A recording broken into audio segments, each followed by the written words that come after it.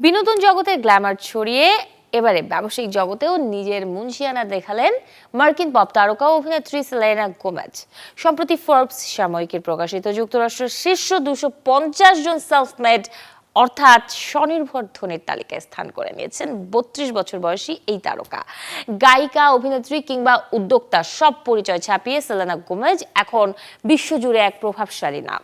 কোনো উত্তরাধিকার সূত্রে পাওয়া সম্পদ নয়, বরং নিজের মেধা আর পরিশ্রমে জায়গা করে নিয়েছেন ফোর্বসের শীর্ষ স্বনির্ভর ধনীর তালিকায়। তার এই আকাশচুম্বী সাফল্যের কারিগর মূলত তার প্রসাধনী ব্র্যান্ড রেয়ার বিউটি। 2020 সালে যাত্রা শুরু করা এই ব্র্যান্ডটি বিক্রয় প্রসারের পাশাপাশি মানসিক স্বাস্থ্য এবং অন্তর্ভুক্তিমূলক প্রচারণার জন্য অল্প সময়ে তুমুল জনপ্রিয়তা পায়। এদিকে ফোর্বসের এই তালিকায় সেলেনার অন্তর্ভুক্তি যতটা না প্রশংসিত হচ্ছে, তার চেয়ে বেশি সমালোচিত হচ্ছে তার প্রোফাইলে ব্যবহৃত ছবিটি। ভক্তদের দাবি, বিশ্বখ্যাত একটি সাময়িকী হিসেবে ফোর্বসের ব্যবহৃত ছবিটি মোটেও মানসম্মত নয়।